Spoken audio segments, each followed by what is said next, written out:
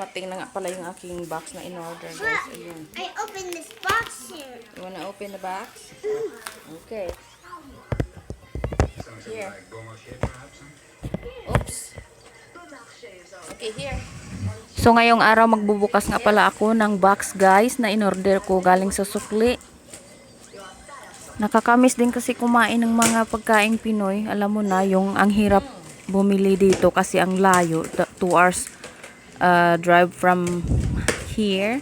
Tapos, dito wala ka talaga makikitang mga Pinoy food dito malapit, guys. Kaya, kung may pera talaga, sa online ka na bumili kasi i-deliver na lang sa bahay mo. Yun lang, mapapamahal ka kasi may shipping fee pa. Oh, there's some big fishes. There's some big fishes. Big fishes. Oh, no more fishes. Oh, Bulad.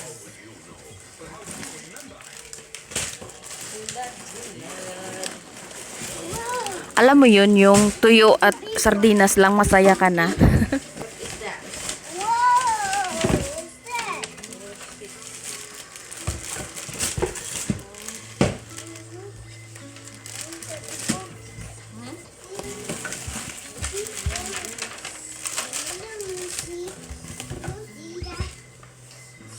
Sardinas.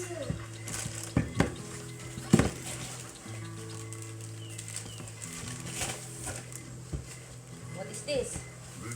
Oh, get some freebies for me.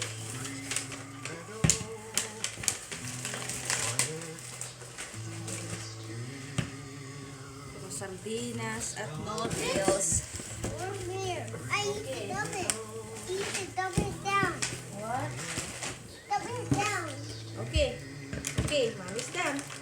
Wow. Yung anak pala nawili din sa kakabuklat kung ano yung mga laman ng box na binili ko. So, ayan din siya. Sardinas at noodles lang muna tayo, guys, kasi wala tayo masyadong gulay ngayon. Kahit pumunta ka doon sa Asian store, wala talaga masyadong mga dahon-dahon, guys, kasi winter dito sa amin. Pero pag summer, ayan.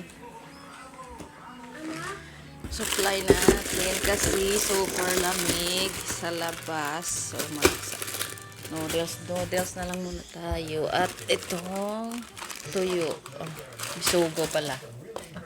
Ayan.